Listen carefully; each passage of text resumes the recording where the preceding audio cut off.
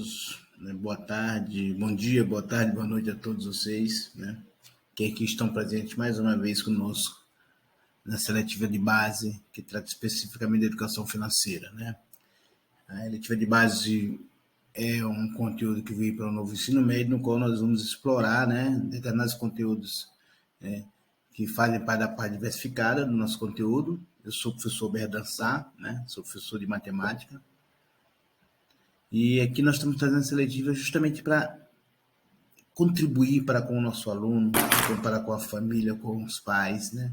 Para que a gente possa ter uma melhor educação, né? Para que nós possamos, com certeza, ter um melhor, né, entendimento de que venha a ser isso. Hoje nós estamos com a nossa segunda aula de eletiva de base, no qual estou trazendo para vocês, a todos os jovens, né, os alunos, né, quem não é aluno, quem é pai, quem é família, para entender, né, o que vem a ser essa educação financeira. E nessa segunda aula nós vamos trazer, né, um conteúdo interessante. A primeira aula que nós trabalhamos foi a questão, né, dentro da vida familiar. Nós trabalhamos com o orçamento familiar, né? Trabalhamos com toda a questão do planejamento e planilhas, no qual nossos alunos estão construindo, e com certeza vocês também, né, serão, né, beneficiados com esse conteúdo. Aproveite, né, a todos. Aqui é a nossa programação, né, que eu já apresentei anteriormente para vocês, mas estamos no primeiro item da vida familiar, nossa segunda aula, e hoje nós vamos trabalhar o consumo, né?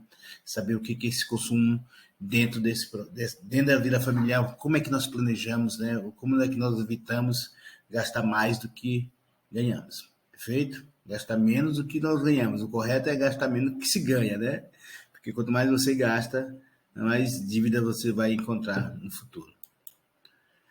Então, vida familiar ainda, estamos dentro da vida familiar, vamos para o nosso segundo item, que é sobre consumo. Os fatores que determinam o consumo, né, tipo de consumo, a diferença entre consumo e consumismo e o que é o consumo consciente. A gente vai trazer algumas dicas para vocês interessantes. Sejam todos bem-vindos, né? Compartilhem conosco, curtam o nosso canal aí, será de uma grande ajuda para todos nós.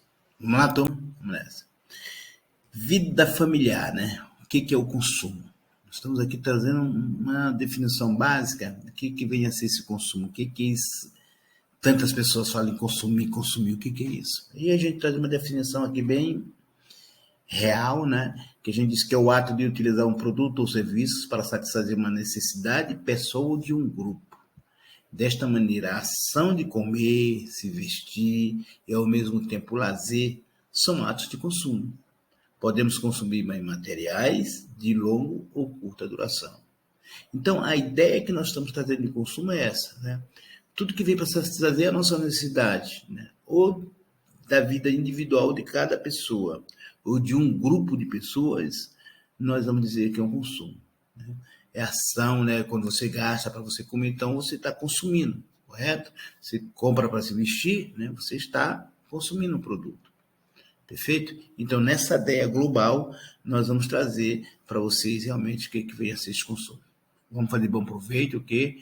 Vamos sentar, vamos nos planejar e para nós construirmos, né, esse conhecimento que é de grande importância e de grande, né, necessidade às nossas vidas. A você, papai, a você, mamãe, a titia, isso aqui é um conteúdo que serve para todos. Aí, meus jovens, né, meus alunos, meus queridos alunos e alunas, né, e aos todos que aqui nos assistem, né, eu trago primeiramente aqui, né, um contexto antes da Revolução Industrial, o que era a Revolução Industrial e a sociedade de consumo, como era que funcionava, né, anteriormente do que é hoje, tá? Para que nós possamos chegar ao conteúdo que nós estamos querendo chegar, ao objetivo que nós estamos querendo chegar. Então, nós temos toda uma situação na Revolução Industrial, antes da Revolução Industrial. Então, eu trago todo o contexto histórico, né, para nós discutirmos, né, e tentarmos entender, né, essa questão do que vem o consumo. E eu trago aqui umas imagens para vocês, né, bem pitoresca, né, bem interessante. Né, e eu trago, antes da Revolução Industrial, como é que era isso? Como é que funcionava? O que era esse consumo? Como é que era feito, né, esse consumo na época?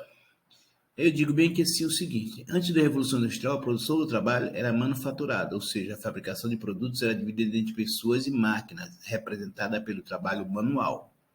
Então, nós tínhamos todo um trabalho que era feito manualmente. Os produtos que eram feitos, era tudo feito, né, por pessoas. Hoje também são feitos, né, mas nós sabemos que evoluiu muito de um tempo para cá, né? Hoje nós estamos, né, numa era mais moderna, né?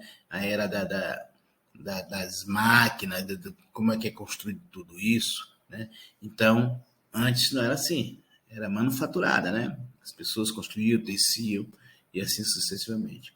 A maioria da população vivia nos campos, não tendo grandes meios de comunicação entre pessoas e países, né?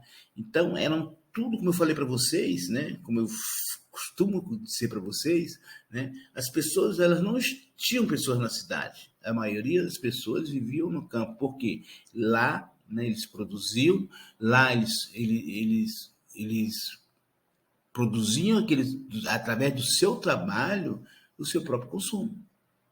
Né? Então, pescava, né? Pescava, fazia N coisas naquele seu espaço, que era um ambiente, né, altamente rural. Não tinha necessidade de estar se deslocando do campo para a cidade.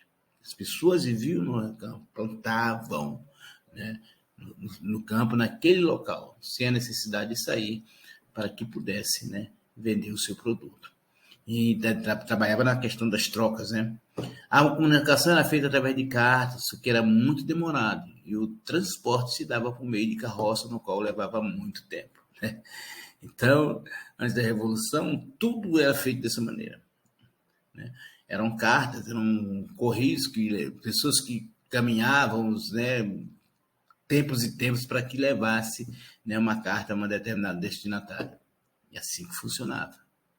Demorava muito o transporte, se dava por meio de carroça, no que levava muito tempo, né? Muito tempo para chegar ao seu destinatário. As pessoas viviam na zona rural, em um estilo mais simples, plantavam, colhiam, criavam animais e alimentavam-se do que produziam. Desculpa. É o que eu dizia para vocês, né? O que as pessoas faziam no seu habitat era para o seu próprio sustento. Né? Lá na zona onde morava, lá no local onde morava, que era a zona rural, na época, né? Era uma vida simples. Plantava, colhia, né?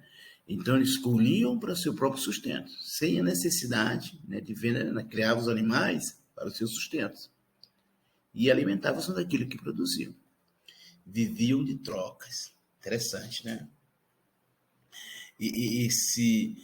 Essa convivência do ser humano, da comunidade, né, da época, eram trocas.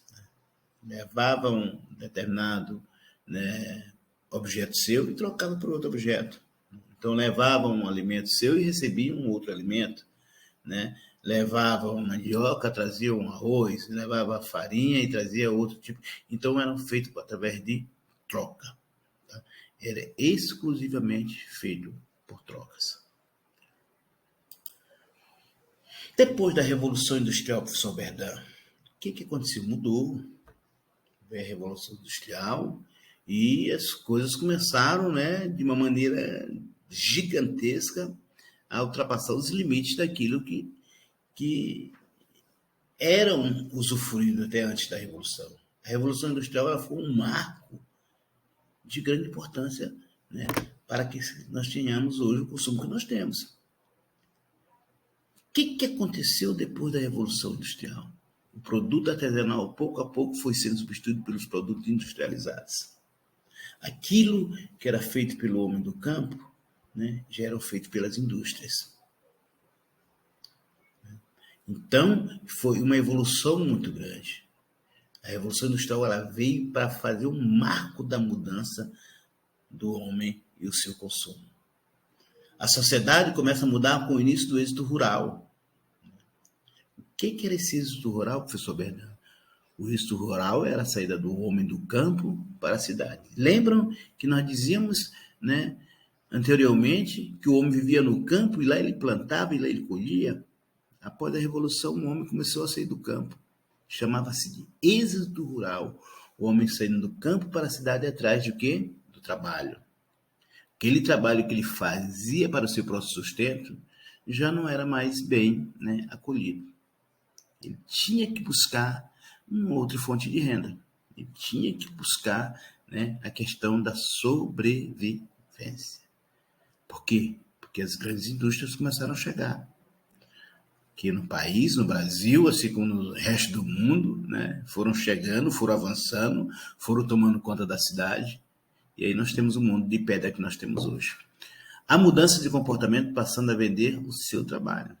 O homem, aquele homem do campo que produzia para o seu próprio sustento, agora, porque antes ele produzia, na evolução ele produzia para o seu próprio sustento, para o sustento pessoal dele e da sua família.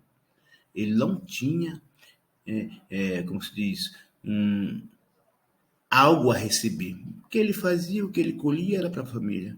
O que ele plantava era para a sua família. Então, era para o seu próprio sustento. Pós-revolução, ele foi atrás do trabalho. Né? Ele vendeu o seu trabalho. O que, professor Berdão, o que é vender o seu trabalho?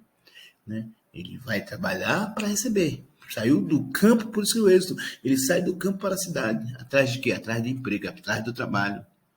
E através desse trabalho ele vai receber uma recompensa. Que antes ele não tinha necessidade disso.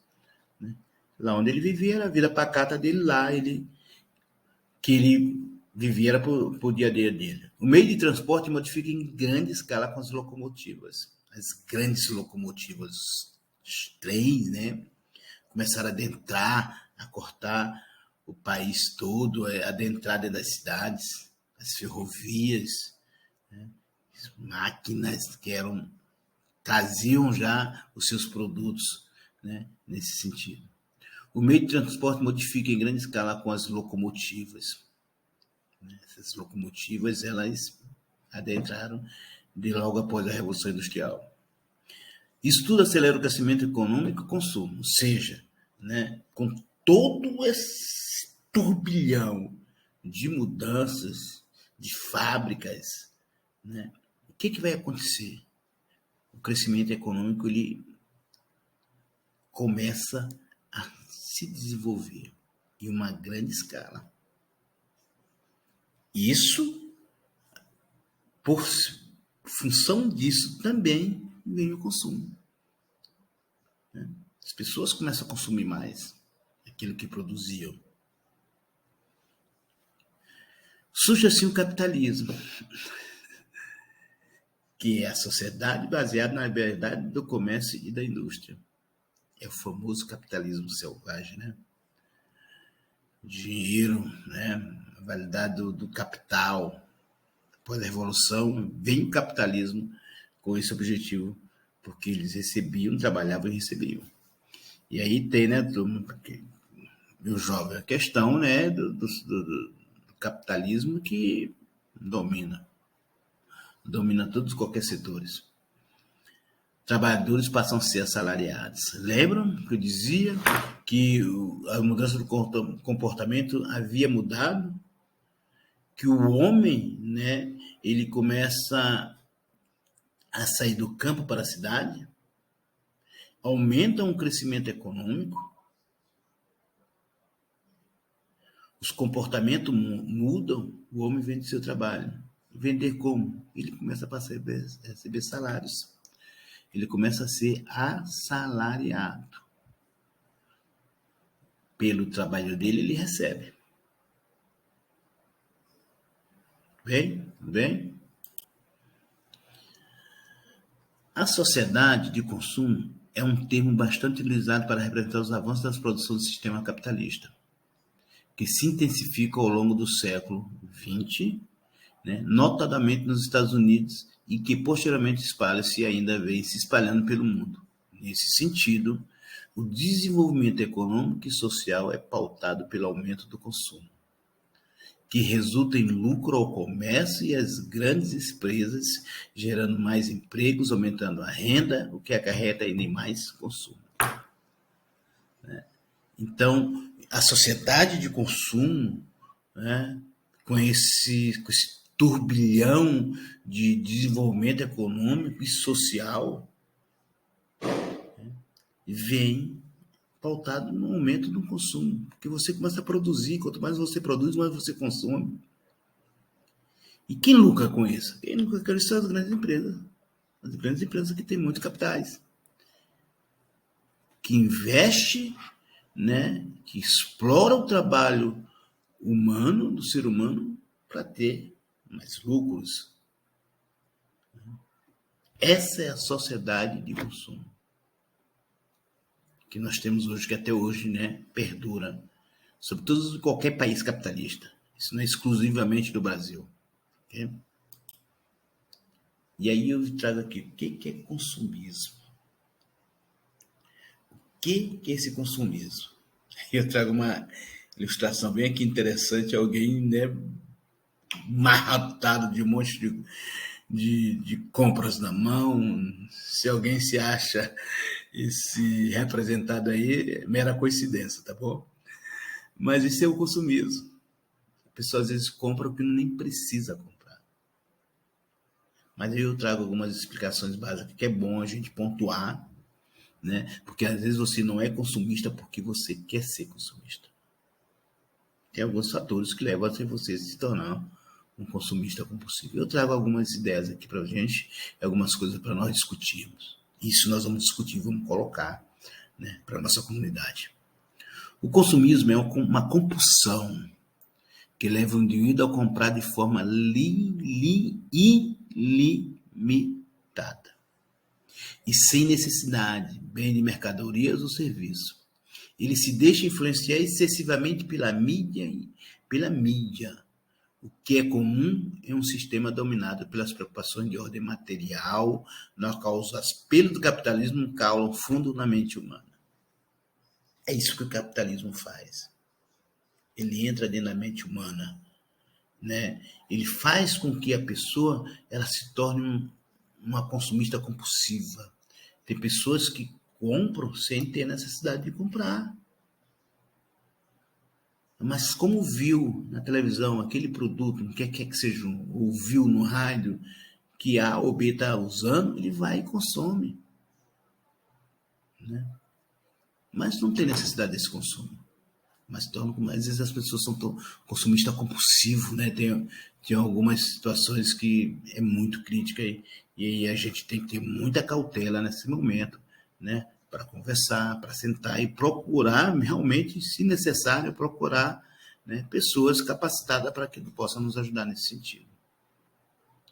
Não é à toa que o universo contemporâneo no qual habitamos é conhecido como sociedade de consumo. Depois da Revolução Industrial, que possibilitou o aumento da escala de produção e incrementou o volume da mercadoria, em circulação o mundo se modificou profundamente. Professor Bernardo, se eu estou a dizer, então, que esse consumismo ele se deu logo após a Revolução Industrial, perfeitamente. Antes da Revolução, vocês viram o contexto histórico que eu relatei para vocês anteriormente. Antes nós não tínhamos esse consumismo exacerbado, exagerado. Nós não tínhamos essa mídia. E o capitalismo, né, com a chegada das grandes indústrias, gerou o capitalismo, né? E aí a necessidade de consumir foi muito maior. As pessoas têm um controle e começam a consumir. Então, isso é um consumismo, tá? O consumista não age como um consumidor. Se eu estou me complicando, não. Tá? O consumista não age como um consumidor que compra as mercadorias e os serviços de que necessita para a sua existência, já que ele está sempre atravessando as fronteiras da necessidade e trocando as margens do superfluo. Entenderam o que eu quis dizer? O consumidor é uma pessoa, o consumista é outra. O consumista, ele compra, né, sem nem ter necessidade daquilo que ele vai comprar. Só para satisfazer o seu ego, a sua vontade. Ele pode até não ter, mas ele vai consumir. Ele vai comprar para dizer que tem, para mostrar para outras pessoas que tem. Ele atua muitas vezes movido por distúrbios emocionais e psicológicos. Por isso, eu comentei antes, vamos ter que tomar muito cuidado, né, quando a gente trabalhar como consumista. Saber, né, o que está acontecendo. Se eu falei anteriormente, vou repetir. Se houver necessidade de procurar um especialista. Porque ele age por distúrbios emocionais ou psicológicos, ou por motivação socioeconômica, como uma espécie de compensação pela frieza do convívio social, pela carência financeira, por uma autoestima deteriorada e por tantas outras razões. Você é um consumista por N motivos.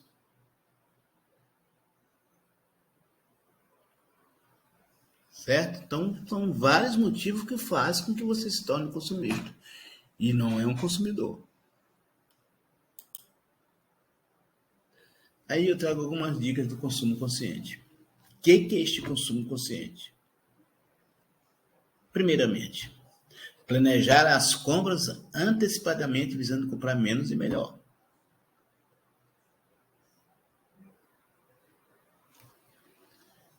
2. Avaliar os impactos do seu consumo, levando em consideração o meio ambiente e a sociedade como um todo. Quando nós vamos consumir, a gente tem que pensar no meio ambiente. Se há necessidade desse objeto no qual você está querendo consumir, se ele não vai prejudicar o seu meio ambiente. E se vai, como é que você pode, né, contribuir para uma sociedade melhor hoje? Nós precisamos ter essa consciência ambiental. Isso é consumo consciente. Consumir apenas o que for necessário, afinal podemos viver com muito menos. Nada de comprar o que não é necessário para o seu dia a dia. Menos é mais, né? Costumamos dizer isso. Reutilizar produtos e embalagens, verificando o que pode ser consertado, transformado ou reutilizado. Teve algo que você comprou, né? E você pode reaproveite. Pode consertar? Conserte. Pode transformar? Transforme. Pode reutilizar? Reutilize. Certo? Isso faz parte do consumo consciente. Separar o lixo para a reciclagem, que é essencial para economizar os recursos naturais, minimizar a degradação ambiental e ainda gerar empregos. Por isso que eu estou falando que o meio ambiente nós somos responsáveis. Cada ser humano é responsável, né, pela degradação do meio ambiente. Então, nós temos que ter o nosso comprometimento com relação a isso também. Usar o crédito conscientemente, verificando os determinadas como pode esperar e também se é possível pagar as prestações sem comprometer a renda familiar. Nada de comprar aquilo que não é necessário. Dá para guardar? Espere. O filho está querendo um celular, não tem condições? Não compre, converse. E você, meu jovem, também tem que ter essa consciência. Né? Ver o momento certo, esperar. Não adianta comprar para se endividar. Conhecer e valorizar os projetos de responsabilidade socioambiental das marcas, por isso vai muito além de observar somente o preço, a qualidade de um produto. É saber, né, se esse produto, né, se está comprometido com o nosso ambiente no qual vivemos, com o nosso meio ambiente. Não comprar objetos piratas ou contrabandeados como forma de contribuir para a geração de empregos estável, bem como combater o crime organizado e a violência. Função nossas dicas conscientes. Adotar uma postura ativa em prol da melhoria dos produtos e serviços, enviando sugestões e até mesmo criticar construtivas para empresas. Algo que é desnecessário, critique, converse, chame. Escreva a carta para determinada empresa. Faça isso, você está fazendo um papel muito importante para todos. Divulgar a relevância de consumir de modo consciente, transmitindo as informações para familiares, amigos e colegas de trabalho. Cobrar ações das figuras públicas com ênfase nas políticas que viabilizam as iniciativas de sustentabilidade. É um direito nosso, é um dever nosso cobrar de nossos representantes, né, políticas públicas que possam trazer benefícios para toda a comunidade, toda a sociedade. Refletir sobre seus próprios valores e verificar o que pode ser mudado nos hábitos de consumo. Vamos refletir cada um, né, como é que está a nossa questão do nosso consumo. Aí eu trago a diferença entre empréstimo e financiamento. Tá? São pautas interessantes, né, que a gente tem que trazer aqui para vocês. Empréstimo pessoal é um tipo de crédito sem restrições para o uso. Você solicita o valor que deseja e pode usá-lo como quiser, sem grandes explicações para o banco. Sua única obrigação é pagar. O fato de não ter um objeto pré-definido pode acabar impactando no número de parcelas e juros. No entanto, ainda é uma ideia para trocar aquele sofá velho da casa, mobiliar um novo cômodo, pagar uma dívida que está com juros nas alturas. Isso é um empréstimo pessoal, né? Você pode fazer de várias maneiras, né? E às vezes você faz um empréstimo pessoal e ele não exige muita coisa. Né? O banco quer, ele te empresta até o que tu quiser. Tu pode passar necessidades financeiras aqui, agora você tem que pagar, tem que honrar com o compromisso, porque senão as complicações serão seríssimas. O financiamento. Aqui já precisa de mais explicações. Para solicitar um financiamento, você precisa dizer para que vai usar o dinheiro, como comprar um imóvel, um novo carro, fazer a reforma da casa. O dinheiro precisa ter um destino certo, mas não ache isso ruim. O fato do banco saber exatamente para que vai ajudar você, muitas vezes reduz os juros. Então é importante, né, saber se você vai fazer esse empréstimo pessoal, se você vai fazer um financiamento. Apesar do empréstimo pessoal não ter tanta burocracia, né, isso não significa que ele seja melhor do que o financiamento. Porque aqui você pode ter os juros, as taxas de juros podem ser muito mais baixas no financiamento do que no empréstimo. Trago ainda a diferença entre empréstimo e financiamentos. Finalidades. Essa, na verdade, é a grande diferença, pois o financiamento é um tipo de empréstimo, mas que tem uma finalidade específica e será usada para um objeto já definido e alinhado com o banco.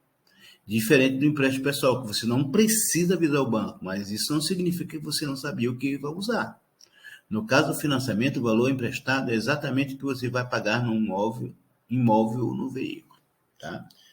O financiamento, a grande diferença do financiamento é isso. Você fez o financiamento de 300 vezes em um valor fixo, você vai pagar essas 300 prestações só no valor fixo. Quando é um empréstimo, ele pode ter um juro, né, sobre juro. Isso é uma outra história que nós temos que conversar, que vai ser futuramente, né, num próximo momento. Praticidade. Por conta de finalidade, o financiamento é mais burocrático. Você precisa comprovar como vai gastar o dinheiro, então existe uma série de papeladas a ser entregue e pode demorar um pouco. Mas com isso, o empréstimo pessoal se torna mais prático. O empréstimo pessoal é mais prático. O financiamento é mais burocrático. E aí você vai ter que decidir. Né? Isso não quer dizer porque ele seja mais prático, ele seja melhor. Tá? É algo que você tem que pesar na balança, conversar, né, com a família, se tem a família envolvida, qual o melhor caminho a tomar. Os juros. Esse é o ponto que favorece bastante financiamento e o que justifica toda a burocracia. Por ter um objetivo certo, as taxas de juros são reduzidas no financiamento, compradas com empréstimo pessoal de igual valor. Então, gente, né, quando você faz o financiamento, tem um juro menor do que o empréstimo pessoais. Tá? Aí você tem que ponderar todo esse tipo de situação. Motivos que levam as pessoas a gastar mais do que ganham e se endividar. Primeiro motivo, vou dar os motivos aqui, depois nós vamos, né, discutir isso em sala juntamente com vocês, dentro do contexto do nosso trabalho. Falta de educação financeira. É um dos primeiros motivos que leva as pessoas a se endividar. As pessoas não conhecem a importância do dinheiro e as formas corretas de utilizá-lo. Então, ficam um passo para a dívida. Isso acontece com a maior parte da população, pois nem os pais e nem as escolas ensinam para as crianças e adolescentes que ficam expostos à sociedade do consumo. Lembra o que é a sociedade de consumo, né? Na qual está a informação, não é interessante o caminho para sair dessa situação e buscar recursos e livros sobre o tema. Também é fundamental a preocupação com as crianças, ensinando de forma lúdica e solicitando a inserção desses nas escolas. É fundamental a educação financeira dentro das escolas. para que esse nosso jovem, né, amanhã ele saia um jovem mais consciente, para que ele tenha noção do que essa sociedade de consumo está exigindo dele. E o que ele pode? Para isso ele precisa do quê? Livros. Precisa ler sobre o tema, se planejar. Um outro item que leva, né, a você gastar e se endividar é a falta de planejamento. As pessoas não sabem para onde vai o dinheiro que recebe, não possuem o controle, ganham e gastam sem controle ou controle superficial, não se dando conta que o descontrole financeiro acontece nos pequenos gastos. Para evitar que isso aconteça, o correto é uma caderneta diária com todos os gastos, uma planilha mensal, por 3 meses, conhecendo seus verdadeiros números. E é isso que nós vamos fazer, turma. Vamos se planejar, vamos montar nossas planilhas, os nossos gastos. Pode ser o seu pessoal, tá, meu jovem? Você pode fazer a sua planilha pessoal. O que você consome, o que você gasta, né? Vem de ônibus para a escola, qual é o gasto que tem nessas passagens de ônibus diariamente. Vai a um cinemazinho, note, planeje. Com tudo bem planejado, sai bem melhor. Marketing e publicidade. As ofertas de marketing e publicidade fazem as pessoas comprarem o que elas não precisam. Lembram? Nós já havíamos comentado isso. Isso acontece diariamente por meio de ações expostas na televisão, nas ruas, no trabalho. As mensagens são muitas e as pessoas passam a acreditar que parte do que é oferecido é necessário. E não é. O caminho para evitar esses problemas é não comprar por impulso, se questionar se realmente precisa do produto, né? Qual a função que terá em sua vida, etc, etc, etc. Também é interessante deixar a compra para outro dia, quando terá refletido sobre o produto. Não dá para comprar hoje, compra amanhã. Veja se há necessidade. Não é porque fulano está usando, eu vou ter que usar. Não tem necessidade disso. É o que, né, é incutido dentro dessa sociedade de consumo. As pessoas fazem uma propaganda, um marketing e as pessoas tentam seguir esse marketing só porque A, B ou C, né, está fazendo isso. Crédito fácil. Ferramenta de crédito com empréstimo, crédito de financiamento, limite de cheque especial, pagar no mínimo cartão, isso tudo aqui, né, leva ao endividamento. Aquele créditozinho fácil, aquele empréstimo que você fez pessoal que for com maior facilidade, se você não tiver um planejamento, se você não cuidar, você vai entrar numa onda de uma despesa muito grande. Tá? Questão cartão de crédito. Você encontra cartão de crédito, né? Se é bom comprar no crédito? Sim, está necessitado, precisa agora estar seu dinheiro. Você tem amanhã como pagar, mas pague. Essa questão de pagar mínimo, juro em cima de juro. Tá? Esse crédito fácil pode complicar a sua vida no futuro. É um endividamento. O mercado aí oferece um monte de facilidade para o cliente. Tá? Mas cuidado. Sempre desconfie quando o crédito é muito fácil. Evite sempre se possível. Parcelamentos. Um dos outros motivos que leva as pessoas a gastar e se endividar. Parcelar. Ao parcelar as contas, as pessoas não percebem que já estão se endividando. Para piorar, muitas vezes o consumidor esquece de colocar esses valores no orçamento, o que compromete as finanças no parcelamento. É por isso que é preciso nós anotarmos. Tem um parcelamento de um sofá que você comprou, de uma televisão, de um celular que você comprou, coloque no seu orçamento doméstico.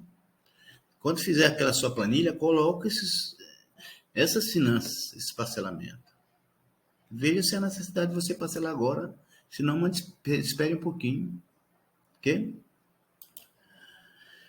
Falta de sonhos. Uma pessoa sem sonhos, né, não planeja nada. Tem que sonhar, meu jovem. Seu projeto de vida está inserido nos seus sonhos. Falta de sonhos. Se a pessoa não tem objetivos para o dinheiro, gastará de forma irresponsável, gerando endividamento. Isso ocorre pela falta de capacidade das pessoas de sonharem, de viver apenas o presente. Para sair desse problema, é recomendável fazer um exercício simples, refletir sobre os seus sonhos e o que se quer para o futuro. Tendo estabelecido isso, deve cortar os valores e preparar parte de seu dinheiro. Com isso em mente, será difícil cair nas armadilhas do consumismo. Sonhe. Importante que você tenha sonhos. Que você busque esse sonho. Planeje em cima de seus sonhos. Tá? Você, jovem, não pode deixar de sonhar. 7. Necessidade de status social. Olha o que eu coloco aqui. Acreditar que consumir é importante para ser aceito socialmente. Fazer as pessoas se compararem sem condições. Isso porque acredito que possuir alguma coisa fará diferença para os outros, e não o que ela realmente é. O consumo dessa maneira irá apenas suprir a dificuldade do relacionamento interpessoal. A solução para esta questão é ter objetivos claros e perceber que é mais importante ter conteúdo do que ter produto. E a você, meu coleguinha, ao coleguinha da minha escola, ao nosso jovem, ao nosso aluno, estou me referindo diretamente a você. Questão de status. Não só você, os adultos também, mas eu estou trabalhando com jovens, né? E às vezes você, para ser aceito, você quer ter uma coisa, para você ser aceito pelo coleguinha, pela coleguinha, você não se aceita socialmente. Você tem que ter para mostrar que você tem. E você não tem nem a condição de ter aquilo, mas quer ter. Então pense antes. A pessoa não vai deixar de ser seu amigo porque você não tem. Ou é seu amigo ou não é. E você não tem que ter aquilo que você não tem a necessidade para agradar a coleguinha. Lembra das histórias que a gente costuma contar? Para você ser aceita, você tem que mudar, não mude. Você desse jeito, continue desse jeito. Mudar para melhor. Você não precisa ser aceito socialmente e mostrar para as pessoas, né, que você tem condições, se você não tem. As pessoas têm que lhe aceitar como você é. E você tem que se aceitar. Costumo sempre dizer, goste primeiramente de você. Que aí você vai gostar das outras pessoas. Primeiro eu gosto de mim, para depois eu gostar das pessoas. Ok? Então, nada de fazer, né, aquilo que o coleguinha quer que você faça. É momento de dizer não. Tem momentos que precisam ser dito não. E aí, meus caros jovens, alunos, alunas, né, a nossa comunidade, a todas as pessoas que aqui estão acessando esse nosso canal. Essas são as minhas redes sociais, meu Instagram, @professorberdançar. Vão lá, nos procurem. Esse é o nosso canal Matemática Fácil, né? É um canal que nós temos especificamente, nós trabalhamos com conteúdos matemáticos, com eletivas também, com pré-IFES, né? Com esse projeto de vida. A gente tem tudo isso no nosso canal e que a gente está construindo. Mas que nós possamos construir, eu preciso que vocês acessem, compartilhem, né? Curtam. Ok? Mais uma vez, muito obrigado. Sou o professor Berdançar, né? E aqui eu encerro mais essa aula, segunda aula sobre, né, educação financeira. Muito obrigado e espero que todos nós estejam bem. Saúde para todos nós e para toda a família. Obrigado, família, também, a todos vocês.